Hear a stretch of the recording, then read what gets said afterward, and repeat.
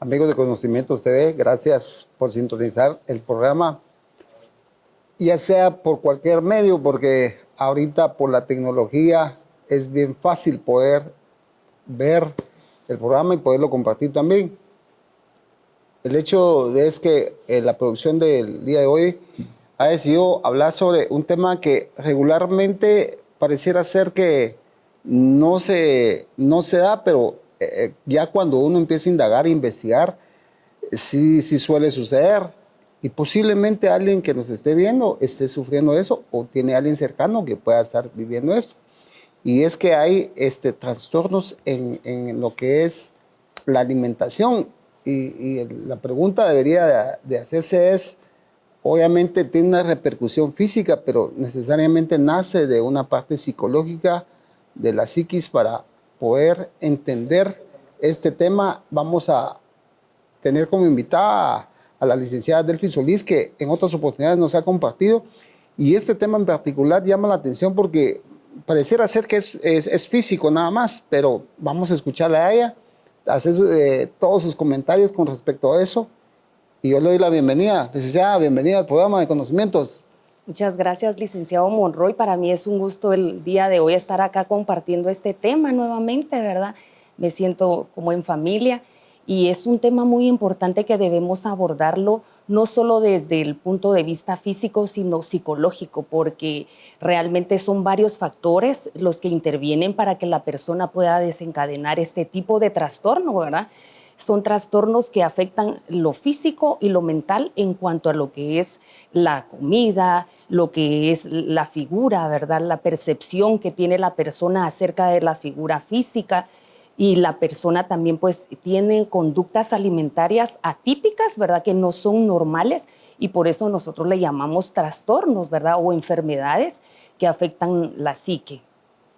Ahora, para empezar ya de lleno, solo quisiera, como a manera de introducción, puede entender que el concepto de anorexia y la bulimia tienen correlación, o es un concepto diferente uno del otro, como para poder ir entendiendo y ya poder ir desarrollando el tema, licenciada. Claro, la anorexia se caracteriza, ¿verdad? Como su nombre lo indica, sin apetito, sin hambre. La persona se restringe el consumir alimentos y cierta cantidad de alimentos. Ojo con esto, ¿verdad? Para diferenciarlo de la bulimia.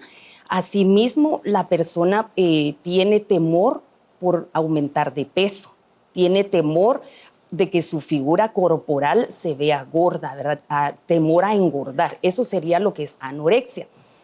Lo contrario de la bulimia, la persona tiende a perder el control con la comida porque se da atracones, y después de los atracones viene lo que es que se provoque el vómito, el uso de laxantes, el uso de purgas, ¿verdad? Entonces, diuréticos para deshacerse de lo que ya se comió. Y aquí lo importante de recalcar en lo que es la bulimia es que la persona se atraca la comida en momentos cortos, y después viene la culpa y viene la vergüenza, ¿verdad? Esos sentimientos son los que maneja la persona en la bulimia. Entonces, así se puede diferenciar cada uno de estos dos. Tienen correlación, y más adelante vamos a ver cómo se puede pasar de anorexia a bulimia y viceversa, y qué factores son los que intervienen para que la persona pueda pasarse de un trastorno a otro. Asimismo, conllevan otros trastornos mentales como ansiedad, depresión, y también la persona se ve afectada por el entorno social, ¿verdad? El yo social se ve afectado de alguna manera porque quiere cumplir con ciertos estereotipos en el caso de la anorexia, ¿verdad? Porque puede hacer que la persona participó o quiere participar en certámenes de belleza, como danza, ¿verdad? Ahí son muy estrictos y tienen estereotipos para que las niñas puedan lucir su traje. En el caso de la bulimia, pues es diferente porque la persona sigue como que ciertos estereotipos, pero de alguna manera no está conforme con ella, ¿verdad? En su yo social también hay problemas. Yo hago la invitación para que puedan hacer llegar sus preguntas. Siempre ponemos a su disposición el número de WhatsApp para que puedan contactar al programa, y también poder de repente tener una pregunta en concreto a la licenciada. También vamos a estar facilitando algún número donde pueden contactarla, y de repente pueden necesitar la ayuda de un profesional como lo desea. Estamos hablando de los trastornos de la conducta alimentaria, cuáles son los trastornos de la conducta alimentaria. Todo eso vamos a estar desarrollando, por eso dejamos la invitación para que usted pueda mandar sus preguntas y las plantear a la licenciada. Hay una cosa que frecuentemente se da y no sé si es que ahorita se está poniendo como una muleta de moda, decir, cuando alguien tiene apetito y ya habiendo comido en su horario adecuado, dice, es que tenés ansiedad, estás muy ansioso y por eso estás queriendo comer y entonces la recomendación es que toma agua. ¿Va ya considerándose eso como un trastorno, licenciada, o es solamente manejar ese tipo de emociones? Podemos mencionar aquí lo que es el hambre emocional. Se puede presentar hambre emocional, significa que la persona pues no queda saciada y dice, bueno, me quedé con el gusto de algo dulce, como que no me llené, no me sacié. Es posible que esté manejando ansiedad, pero esa ansiedad nos está indicando que hay emociones, situaciones que la persona dejó inconclusas o que está atravesando alguna situación trascendental, como por ejemplo, tomó la decisión de cambiarse de casa, tomó la decisión de cambiarse de carrera, tomó la decisión de separarse, un divorcio. O sea, ya van implicadas situaciones netamente emocionales, ¿verdad? Trascendentales. Puede ser la pérdida de un ser querido. Entonces está llenando ese hambre emocional, ese espacio emocional con comida, cuando realmente lo que necesita es gestionar sus emociones adecuadamente. Yo sé que hay preguntas que ya están viniendo ya, pero yo estoy tratando de leerlas y como comprenderlas y asimilarlas a las que estoy planteando. También pasa lo contrario, me hacen aquí referencia, que es cuando alguien pierde totalmente el apetito y el deseo de comer y se da como lo que comúnmente conocemos como al abandono, como que de una vez dice, ya aquí mejor se acabó y ya no quiere comer, e incluso tiende a peligrar su vida porque ya casi que solo agua. ¿Y qué pasa con ese otro extremo, licenciada? Claro, sucede acá algo muy importante que a nivel físico, a nivel orgánico, a nivel soma, el hipotálamo, que es el encargado de hambre y saciedad, está afectado y el cortisol está elevado, que es la hormona del estrés. Puede ser que la persona tenga depresión porque la depresión se va a esos extremos. O deja de comer o come en vastedad. Entonces habría que revisar, ¿verdad?, la conducta alimentaria de la persona. Nosotros en clínica tenemos test para poder descartar y poder diagnosticar asertivamente si la persona encaja en lo que es anorexia o esa bulimia, ¿verdad? Entonces, es importante que nosotros tengamos como profesionales a la mano esos test para poder descartar o bien ver si es otro tipo de situación emocional la que le está afectando a la persona. ¿Regularmente eso se da más en algún rango de edad o puede darse en cualquier etapa de la vida, licenciada? Se puede dar en cualquier etapa, pero generalmente se da en lo que es la adolescencia, ya sea la temprana, la mediana o la tardía. También se puede dar en la etapa adulta tardía, que es de los 21 a los 40 años, ¿verdad? Entonces ahí vemos que las personas tienen como esa tendencia a presentar ese tipo de problemas porque algo sucedió en la niñez, ya sea un trauma, una separación, un divorcio. Estamos hablando de un abuso físico, un abuso sexual, psicológico, ¿verdad? Vamos a ver más adelante cómo los factores familiares intervienen en este tipo y en el desarrollo de estos trastornos. Interesante. Por favor, háganos llegar sus preguntas al WhatsApp que ponemos a su disposición para poder enriquecer este tema y poder aprovechar la visita de la licenciada Delphi Solís para poder dialogar con respecto a este tema del trastorno alimenticio, cuáles son sus causas, qué es lo que lo hace que se desarrolle, porque de repente uno sin darse cuenta lo está viviendo y qué mejor que la ayuda de un profesional lo guíe a uno para poder entender esto. Por el otro lado, licenciada, también viene una pregunta frecuente es, ¿cómo es que el cuerpo, que haya cierta etapa donde se pueda acoplar a eso o hay ciertos periodos en los cuales ya el cuerpo definitivamente colapsa en cuanto a este trastorno o puede pasar bastante tiempo sin que pueda colapsar el cuerpo? Pues vea, si esto realmente se diagnostica tempranamente, se puede ayudar a la persona sin necesidad de llegar con un nutricionista o que lo puedan internar en un hospital psiquiátrico. Entonces, claro que el cuerpo va a colapsar de alguna manera en el caso de la anorexia porque la persona no está ingiriendo las vitaminas, los minerales, todo lo que necesitamos para que este funcione normal. Nuestro cerebro también de alguna manera va a colapsar. Puede haber un daño cerebral, puede haber un daño a nivel cardiovascular, ¿verdad? Entonces, realmente el cuerpo va a colapsar en el caso de lo que es la anorexia. En el caso de la bulimia, la persona va a afectar y puede generar de alguna manera trastornos gastrointestinales, en el caso que se provoque el vómito, ¿verdad? El ácido gástrico va a regresar y va a lastimar su garganta y las paredes, ¿verdad? Cuando va al dentista le va a revisar y las paredes de la boca van a estar de alguna manera afectadas porque no es normal que nosotros regresemos ese ácido, ¿verdad? Porque ya de por sí lastima en el estómago cuando no se procesan bien los alimentos, no digamos que la persona se provoque el vómito, ¿verdad? Los dientes se van a ver afectados, osteoporosis, pueden haber muchos factores que se van a ver afectados, ¿verdad? A nivel orgánico en el cuerpo y sí va a colapsar el cuerpo. Por ejemplo, un adolescente que está haciendo ejercicio se va a desplomar en pleno campo donde esté practicando algún deporte, ¿verdad? O alguien que esté, por ejemplo, si estamos hablando acá y nosotros no hemos comido, no hemos ingerido los alimentos necesarios, de alguna manera nos podemos desplomar acá porque no tenemos los alimentos necesarios, ¿verdad? Los nutrientes para que nuestro cuerpo funcione normalmente. Interesante lo que estamos dialogando con respecto al trastorno alimenticio. Por favor, háganos llegar sus preguntas, porque sabemos que de alguna manera, en alguna etapa de nuestra vida, nosotros hemos sufrido este tipo de trastorno, ya sea por estrés, por una razón emocional o por situaciones laborales que también se hace imposible que uno pueda respetar la tendencia de comidas. Por tal motivo, por favor, háganos llegar sus preguntas para que podamos dialogar con la licenciada Delphi Solís. También dejo la invitación para que puedan seguirnos por el canal de YouTube. También tenemos, siempre estamos tratando de trabajar en la plataforma del Spotify para que puedan escucharnos y poder también tener esa interacción con nosotros.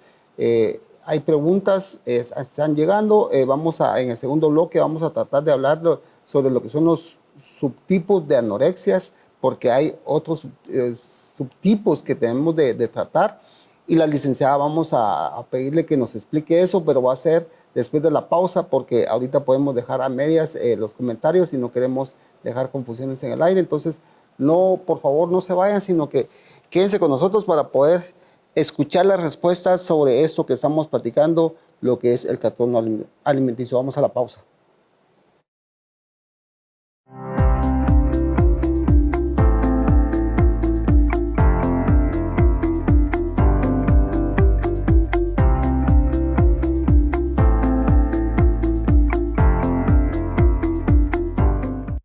Sí, señorita, en estos días hacemos la transferencia.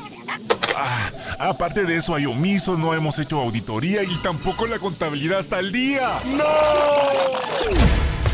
Tranquilo, no te estreses. CPA de Guatemala S.A. te ayuda. Te presta servicios de consultoría y asesoría en temas fiscales, financieros, reclutamiento de personal, servicios de auditoría, contabilidades para empresas nacionales y extranjeras, lucrativas y no lucrativas. También te asesoramos en tus finanzas personales. Contáctanos al teléfono 2362-8209 o al correo electrónico info@cpadeguatemala.net. Y ya no te preocupes, confía en nosotros. CPA de Guatemala S.A.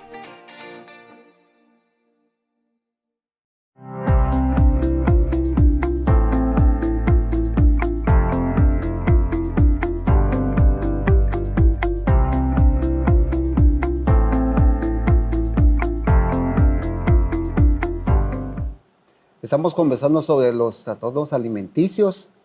Cualquiera podría decir, bueno, en nuestro país hay ciertas regiones del país en donde tal vez tienen una porción o una dosis de comida al día. Entonces, ¿cómo pueden estar hablando de trastornos alimenticios si de hecho sí existen?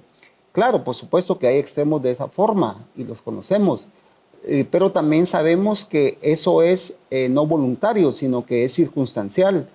Pero el tema que estamos conversando el día de hoy es aquellas personas que por alguna situación emotiva que los llevó a tomar esa decisión y que ya se vuelven trastornos en las cuales fue tal vez ni siquiera voluntario, tal vez fue involuntario, pero que ya les está afectando y que la parte psicológica debemos de tratarla. Por eso es que tenemos como invitada a la licenciada Delphi Solís, que es psicóloga, que nos está ilustrando muy bien por qué es que se da esto. Y antes de irnos a la pausa, y yo estaba trasladando la pregunta, es que hay subtipos de anorexia, licenciada. ¿Nos puede hablar un poquito de eso? Y también después de eso nos puede hablar sobre sus síntomas y sus consecuencias. Claro que sí. Pues entre estas encontramos anorexia nerviosa restrictiva, ¿verdad? Es cuando la persona se restringe, como bien lo acabamos de mencionar, de cierta cantidad y de ciertos alimentos, ¿verdad? Y abusan también de las píldoras para adelgazar, y estamos hablando que también se pueden volver deportistas compulsivos, obsesivos, ¿verdad? Para quemar la grasa, porque lo que ellos tienen es un problema para no engordar, tienen temor a mantener un peso normal, ¿verdad? Entonces, esta sería lo que es la restrictiva. También está la de atracón purgativa, ¿verdad?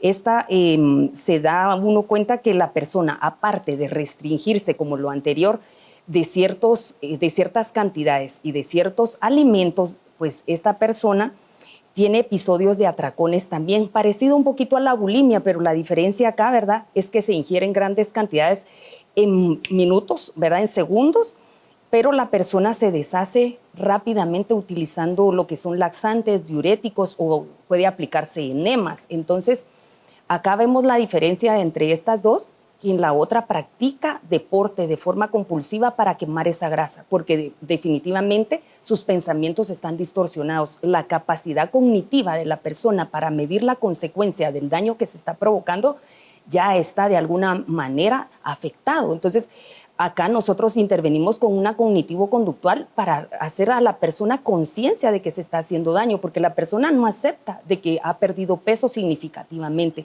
Se niega, ¿verdad? Se niega a poder reconocer que definitivamente su cuerpo, su esquema corporal está mostrando lo contrario a lo que dice, ¿verdad? Ok, también tenemos que los síntomas y consecuencias de la anorexia nerviosa son eso que cabalmente está mencionando, ¿verdad, licenciada? Que aparte de que ya ataca la parte física, también altera todo el sistema nervioso. Por supuesto, altera la parte cognitiva de la persona. La persona puede presentar piel amarillenta, se le ve el cabello dañado, seco, las uñas, empieza a tener problema con las uñas por el colágeno. Nosotras las mujeres necesitamos consumir un poquito más, ¿verdad? Todos necesitamos, pero las mujeres un poco más por los periodos menstruales, ¿verdad? Entonces, definitivamente se ve una delgadez extrema, intentos constantes para adelgazar, ¿verdad? Estos son los síntomas, ¿verdad?, para adelgazar, y se resiste a tener el peso normal, ¿verdad? Y por debajo del promedio la persona no lo acepta. El temor intenso de subir de peso se marca mucho, ¿verdad? La imagen corporal distorsionada, su autoestima está acá implicada porque la persona no se siente bien consigo misma, no se acepta tal como es, pero aparte de lo que es autoestima, también estamos hablando de lo que es inteligencia emocional, intrapersonal consigo misma, interpersonal con los demás. O sea, sí son varios factores los que afectan, ¿verdad? Y estos son los síntomas.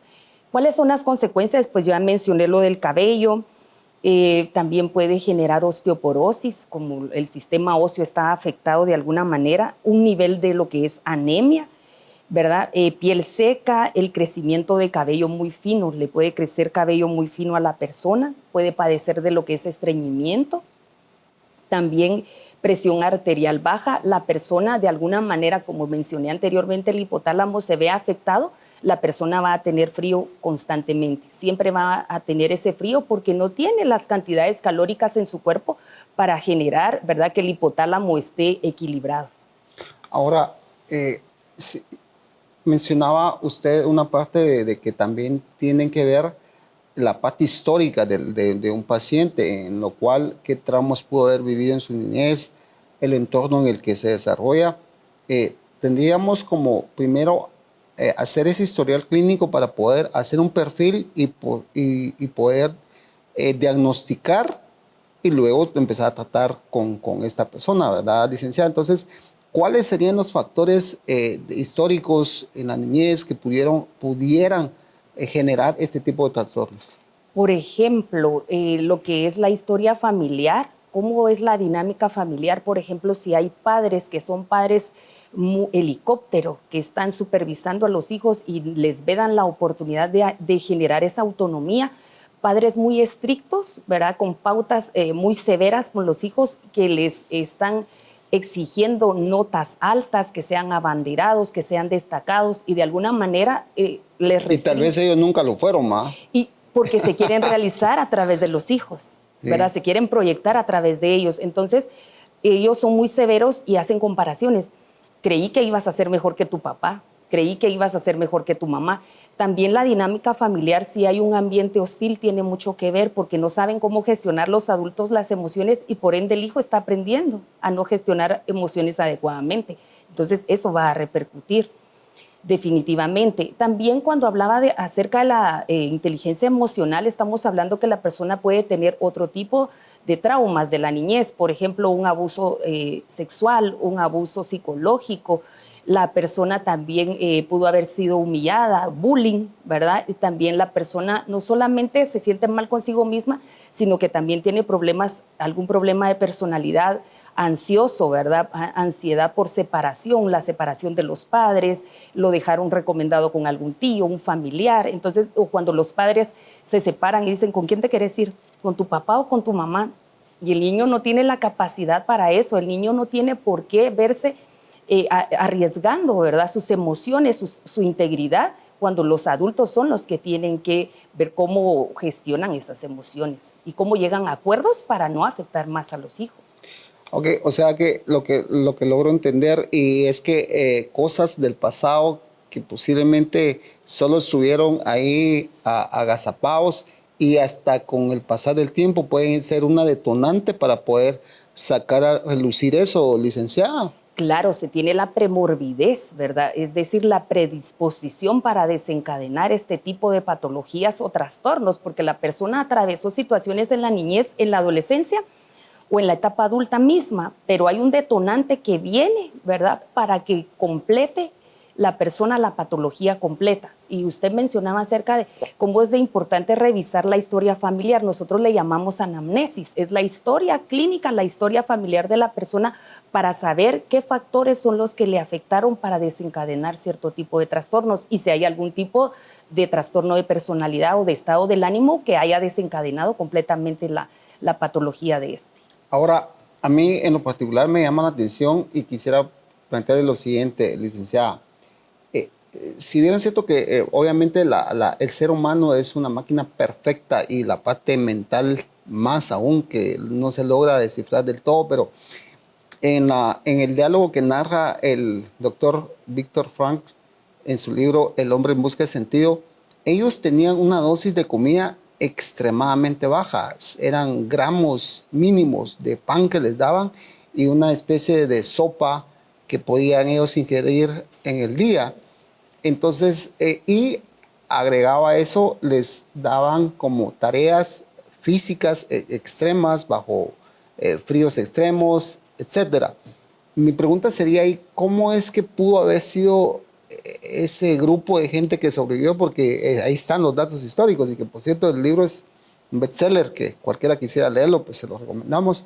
¿Cómo es que pudo haber logrado es él en lo particular haber sobrevivido, licenciada? Lo que pasa acá, el licenciado, es el deseo de vivir, ¿verdad? Y la terapia de grupo, que inconscientemente, como estaban en grupos, ese deseo de vivir les daba la fuerza, ¿verdad? Emocional para pelear por la vida y decir, ok, yo quiero vivir, quiero sobrevivir ante esta situación. Les da una resiliencia y de hecho, para este tipo de trastornos alimenticios se recomienda que familias estén en grupos para poder sobreponerse y expongan, ¿verdad?, qué tipo de crianza son las que tienen con sus hijos. Entonces, por su pregunta, pienso yo que el deseo de vivir y que estaban en masa les dio la fuerza para poder seguir adelante y la comida de alguna manera físicamente les saciaba, pero lo emocional lo sustentaba aún más. Qué interesante. Realmente es un tema muy extenso y es muy interesante. Yo nuevamente hago la invitación para que por favor nos escriban, hagan ya sus preguntas. Ya, de hecho, ahí hay preguntas, pero para hacerlos partícipes y que de repente me escriben ya después del programa, mire, yo le escribí, no plantearon mi pregunta, porque tal vez lo hacen ya cuando Jorgito Bozarriga ya no cerró el programa. Entonces, pero los invito a que nos escriban y que podamos dialogar al respecto, porque de repente por ahí está iniciándose algo que puede llegar a ser un trastorno y que hay que identificarlo. ¿Cuáles serían los síntomas como para poder empezar a identificar, aquí hay una sospecha de que puede haber un inicio de un trastorno, licenciada? Sí, por ejemplo, para la anorexia, ¿verdad? La persona tiene ese temor de ingerir los alimentos, número uno. Número dos, el peso bajo. Ese nos marca el indicador de que la persona no está ingiriendo alimentos de alguna manera. En el caso de la bulimia, la persona se da los atracones y lo hace con vergüenza y culpa, lo hace a escondidas, ¿verdad? Porque definitivamente no quiere mostrarse.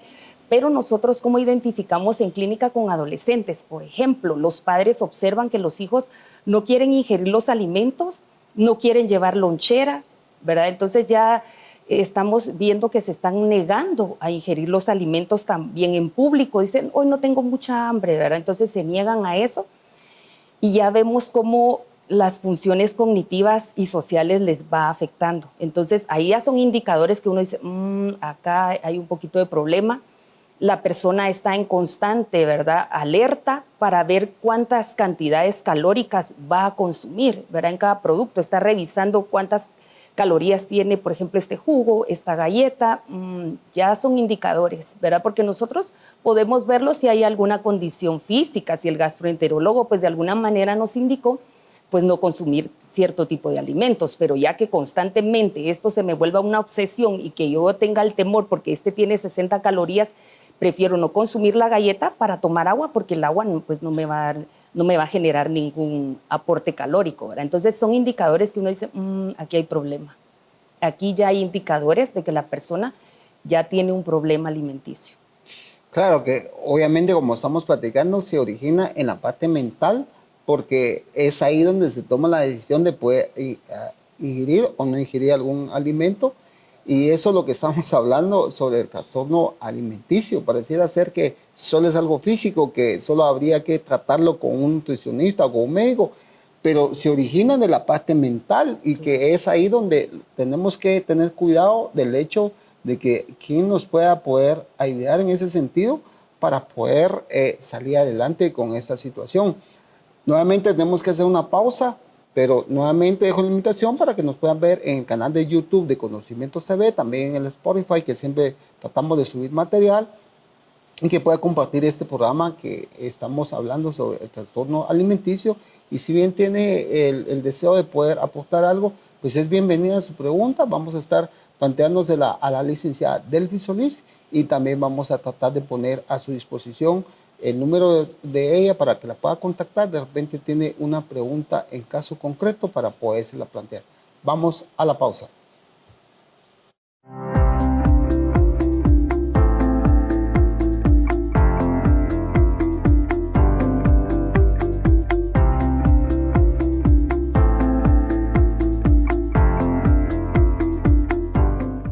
Sí, señorita, en estos días hacemos la transferencia. Aparte de eso, hay omiso, no hemos hecho auditoría y tampoco la contabilidad está al día. ¡No!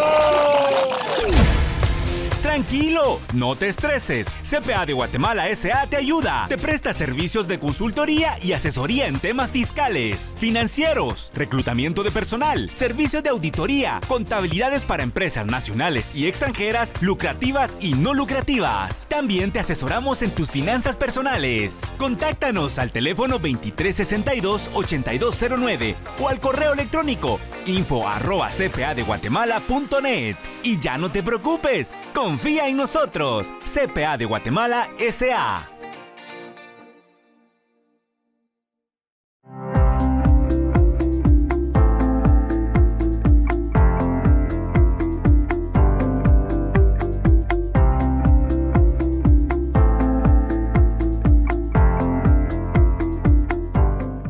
Estamos en el bloque final sobre este tema que hemos conversado. Es una parte psicológica muy importante el poder tener un hábito alimenticio adecuado. pareciera ser que debe ser tratado por un nutricionista, pero hemos desarrollado el tema acorde a que se origine en la mente ciertos trastornos en las cuales debemos de entender que luego la gente de repente pueda estar insatisfecha con la parte corporal, que ella misma se crea una imagen de que ella está gorda. No estamos hablando en el sentido amplio de que en un sentido del sexo femenino, sino que en el sentido absoluto como la humanidad como tal. Porque puede pasar en un hombre también, que se puede ver como que no está nada atractivo y que de repente mejor pierde peso, o como bien lo decía la licenciada, el deporte extremo. Sé de casos donde casi que pasan todo el día en el gimnasio y ya no es por salud, sino porque hay una obsesión mental, y eso ya cae en una categoría de un problema psicológico. Entonces, y no se diga con la parte alimenticia, esto no me lo como, esto sí. Y ciertamente hay que cuidar este cuerpo, esta maquinaria que es la que nos permite transportarnos y de un lado a otro, pero también tenemos que darle no solo la parte del descanso físico, mental, sino que también darle esa energía que necesita. Y eso es lo que está hablando la licenciada. Pero ¿por qué se da esto? Porque definitivamente hay trastornos alimenticios que se dan por una historial psicológico que origina esos síntomas, ¿verdad, licenciada? ¿Podría seguir hablándonos sobre esa parte? Claro que sí. Por ejemplo, estos trastornos alimenticios se desarrollan porque la persona sufre, ¿verdad? O las jovencitas sufren un gran dolor emocional, ¿verdad? Y que se obsesionan con los aspectos corporales. No se siente bien con ella o con él mismo, ¿verdad? Entonces definitivamente va a desencadenar este tipo de patología o trastorno, ¿verdad? Que definitivamente no es congruente a la normalidad, ¿verdad? Es atípico que alguien pues ya se obsesione con lo que son las calorías, se obsesione con el peso. Asimismo, pues suelen tener dificultades para entender y ubicar sus emociones, ¿verdad? No aprenden de alguna manera adecuada o asertiva de cómo gestionar sus emociones, dónde ubicarlas y dónde gestionar sus emociones adecuadamente. Nosotros por eso cuando llegan a clínica les indicamos que son lugares seguros para que ellos puedan exponer sus traumas, puedan exponer el dolor emocional, puedan exponer sus dudas también, puedan exponer si en algún momento ellos han guardado algún trauma o algún evento como lo que es un abuso sexual, ¿verdad? Entonces, la persona se va desensibilizando conforme va pasando el tiempo porque va guardando el dolor, lo va acumulando y desencadena este tipo de trastornos. Asimismo, investigaciones indican que las mujeres con trastornos alimenticios pues presentan antecedentes de abuso sexual físico durante la niñez, puede darse también en la adolescencia. Pero también los factores cognitivos, las personas evitan resolver los problemas, prefieren evitarlos para no estar en pugna o no entrar en conflicto con alguien más o con su familia, ¿verdad? De alguna manera. Y entonces no ve de alguna manera la realidad, sino que va acumulando y va la negación. Va acumulando y va la negación. Entonces ya cuando llegan a terapias, nosotros vamos como el iceberg, ¿verdad? Picando hasta llegar cuál es el detonante principal para el desarrollo de esto. También hemos visto que nosotros se perciba como un sentimiento de dependencia no resuelto de individuos con sus padres. Quiere decir que son dependientes de ellos para tomar decisiones, porque son padres muy estrictos, muy controladores, helicópteros, ¿verdad? Que no dejan que los hijos tengan esa autonomía para tomar decisión, por ejemplo, como para decidir si quiere pan dulce o quiere una galleta, ¿verdad? No, te comes esta galleta, ¿verdad? Entonces la familia sí es un factor que influye mucho en el desencadenar este tipo de trastorno. ¿Por qué razón? Porque hay dietas familiares. Depende mucho si la familia se sienta a la mesa y disfruta el tiempo de comida. Pero si no hay ese tiempo de comida y los hijos no reciben, ¿verdad?, esa aprobación, qué bien estás comiendo, sino estás comiendo demasiado, estás muy gordo. Ese tipo de comentarios ya definitivamente... He escuchado esa frase. Ajá, están afectando, incluso hasta le dan así con la manita al niño, ¿verdad? Ey, ya no más tortilla, ¿verdad? Porque vas a engordar. Entonces ese tipo de comentarios afecta. Y el niño en crecimiento va a quemar las calorías, porque él siempre está corriendo, entonces él no necesita llevar Una dieta, claro, no estamos hablando que estamos promoviendo la obesidad infantil, tampoco la obesidad, porque eso pues definitivamente afecta a nuestra salud física, pero tampoco significa que estemos restringiendo de esa manera inadecuada a los hijos. Así también está un apego inseguro que se pudo dar, por ejemplo, una ansiedad por separación, lo que mencionamos anteriormente, separación por divorcio, separación de los padres, elegir con quién se iba, si con el abuelo, con el tío, el escuchar los hijos, los problemas de los padres puede afectar para que desencadenen este tipo de trastorno, ¿verdad? Porque va a afectar lo que es su identidad. Algunas chicas desarrollan anorexia nerviosa en un esfuerzo por afirmar su independencia de una familia excesivamente entrometida, ¿verdad? Siempre están supervisando quiénes son sus amigos, están las mamás en la puerta del colegio, este amigo no te conviene, o sea, siempre le están restringiendo. Cuando el hijo tiene que darse la oportunidad, si se confunde, como en la bicicleta, me caigo, me levanto y aprendo, y tomo esa resiliencia y ese músculo emocional. Pero si le damos la oportunidad al hijo de que él se confunda y aprenda de esos errores, va a desencadenar este tipo de trastorno, porque yo no lo estoy haciendo útil, lo estoy haciendo un inútil emocionalmente, ¿verdad? Entonces, definitivamente, todo esto, los caos que hay en familias, ¿verdad? Cuando las familias tienen un ambiente hostil, cuando los padres tienen conflictos con el dinero, conflictos, ¿verdad?, entre familias, entonces eso puede generar este tipo de situaciones. Y aquí hay un dato importante, dice, las mujeres con anorexia nerviosa viven en familias con un grado elevado de crítica, ¿verdad? Tienen mayor probabilidad de desarrollar bulimia nerviosa, es decir, se pasan de la anorexia nerviosa a la bulimia nerviosa porque son muy críticos en su casa. Lo que mencionamos, ¿verdad? No comas esto porque vas a engordar. Nosotros, la familia, siempre nos hemos destacado porque somos delgadas. Las mujeres de la familia son delgadas. No pasa nada si en la genética pues ya trae la premorbidez de ser llenito o gordito, ¿verdad? Entonces eso ya no se puede cambiar porque ya es una genética. Claro, se debe cuidar por salud, por el corazón, ¿verdad? Se debe cuidar más que todo por salud, pero no porque debamos cumplir, ¿verdad?, ciertas rigidez que hay en la sociedad, ciertos estereotipos que nos está indicando la sociedad.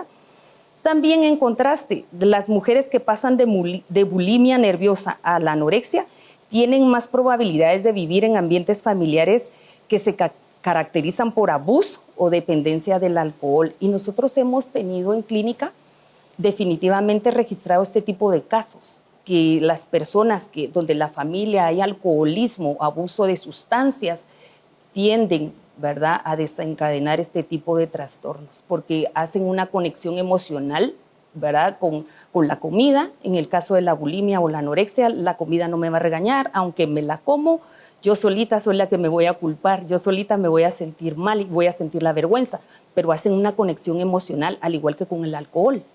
Hacen una conexión emocional porque el alcohol no lo va a regañar, no le va a restringir, ¿verdad? Entonces se desencadena este tipo de situaciones. Muy interesante lo que hemos estado conversando. Todavía hay unos minutos para que usted pueda compartir con nosotros, pero ya estamos llegando ya en esta etapa ya final de este último bloque.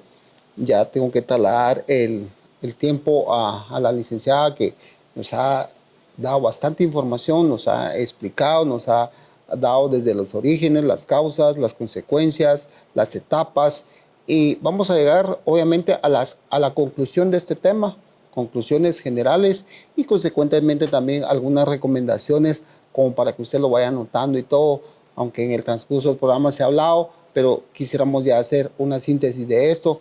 Por tal motivo yo traslado el tiempo a la licenciada para que usted pueda empezar a concluir, licenciada, y también hacer esas recomendaciones sobre el caso. Claro que sí. Usted mencionaba acerca de que se puede dar solo en mujeres. Claro que no, se puede también dar en varones, se puede dar en las personas que tienen un problema de identidad sexual. Estamos hablando de homosexuales, bisexuales o asexuales. Se marca mucho en ellos por la ansiedad que ellos manejan, ¿verdad? Entonces no saben cómo manejar esas emociones. Asimismo puede iniciar en la niñez, ¿verdad? Porque si vemos, si el niño presenta obesidad infantil, se le empieza a restringir el consumo de chocolates, chucherías. Claro, nosotros no estamos en ningún momento dando la oportunidad al niño que pueda consumir alguna chuchería el fin de semana, como tener ese equilibrio para que el niño también pueda probar alguna comida rápida el fin de semana, más no todos los días, porque sabemos que le va a afectar. Sin embargo, es importante tener en cuenta, recomendación para los padres, los comentarios que se hacen. La familia, cuando hay reuniones de cumpleaños, de aniversarios, bodas, se hacen comentarios de, no, él no puede comer eso porque está muy gordito. Tú no puedes comer eso porque estás en danza. Tú no puedes comer eso porque estás en el club de fútbol. O hay niños que también practican danza, ¿verdad? Están en un club de danza y también les restringen como ciertos alimentos, porque el uniforme ya no te va a quedar, yo no te puedo comprar otro uniforme, ya no te voy a poder comprar otra camisa. Entonces, evitar ese tipo de comentarios porque sí afectan. Número 2, también los padres. Yo les recomiendo mucho tener cuidado acerca de cómo están gestionando sus problemas, cómo están gestionando sus emociones, porque esto repercute en los niños, repercute en lo que es temperamento, personalidad, ¿verdad? Que es carácter y temperamento. Va a repercutir cómo se va a sentir la persona. Si en algún momento llegan a un acuerdo de separación o divorcio, que lo puedan llevar a cabo ellos como adultos, más el niño pues va a recibir la noticia, pero que se haga de forma asertiva. Número 3, trabajar autoestima. ¿Cómo puedo trabajar yo autoestima y autoconcepto en mi hijo? Siempre darle palabras de afirmación. El niño siempre va a necesitar, qué bien te ves así, hijo, estoy orgulloso de ti. Sí, mami, pero es que estoy muy gordito y en la escuela dicen que estoy muy gordito. Ok, vamos a hacer un poco de ejercicio, acompañar al niño a caminar, ¿verdad? Y voy a cuidar un poquito más que ya no comas estos panes o estas galletas porque creo que te están haciendo daño, pero acompañarlo, ¿verdad? No restringirlo de una manera que el niño se sienta culpable o que se sienta avergonzado, ¿verdad? Eso recomendamos. También hemos notado en clínica que se les exige mucho lo que son notas altas, que sean abanderados como lo mencionamos anteriormente, o que se les compare. Tu hermana siempre ha sido delgada y tú estás comiendo demasiado y por eso estás ganando peso. Evitar esas comparaciones o comparar, ¿verdad? Esperaba pues que tú fueras mejor que tu papá, porque como ellos están en pugna, se hace ese tipo de comparación. Te vas a volver igual que tu papá, vas a estar gordo, ¿verdad? Evitar ese tipo de situaciones es muy importante, porque en clínica los niños quieren o las señoritas quieren tener como que esos estándares altos de siempre estar de abanderados o en primer lugar en un cuadro de honor. Entonces, tener mucho cuidado con ello. Y lo que nosotros les decimos en clínica es que ellos no valen la nota, ellos valen lo que son como personas. Y eso es importante y eso es un aliciente para su autoestima.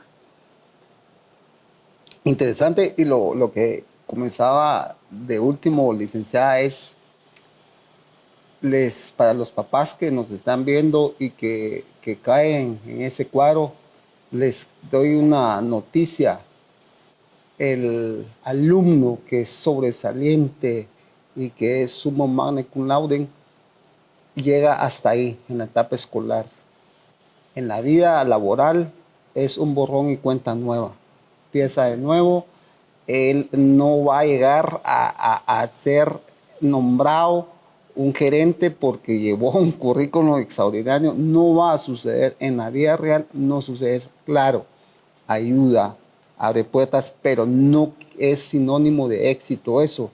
Y que el alumno es que fue abanderado, que fue el mejor y que en la vida laboral le va a garantizar, tampoco lo es así. Entonces, papás que nos están escuchando, dejen que los niños sean niños, que vivan su niñez y que vivan cada etapa, y que nosotros solo somos supervisores, instructores. Por eso dice instruye al niño. Nosotros vamos de la manera que podamos instruirlos, y que ellos van a tener derecho a equivocarse, van a tener altas y bajas, así como el ejemplo específico que dio la licenciada es cuando yo vi a mi hijo cuando empezó a manejar bicicleta, sí se cayó y le dolió buenos porrazos que se dio, pero aprendió y de hecho ahorita ya es independiente, toma su bicicleta y se va. Pero es parte del aprendizaje el poder fracasar y el poder asimilar eso y tener la capacidad de poder nuevamente levantarse y asimilar eso. Hemos hablado el día de hoy entonces sobre lo que es el trastorno alimenticio, que se origina por la parte emocional, y ya la licenciada dio bastante información al respecto, no quiero redundar, solo quiero agradecer el tiempo y el espacio que usted ha tenido a bien el podernos escuchar, y también a aquellas personas que se toman su tiempo para poder hacer ya sus comentarios, sus preguntas. Muchísimas gracias. Eso ha sido de la producción de Conocimientos TV. Hasta la próxima.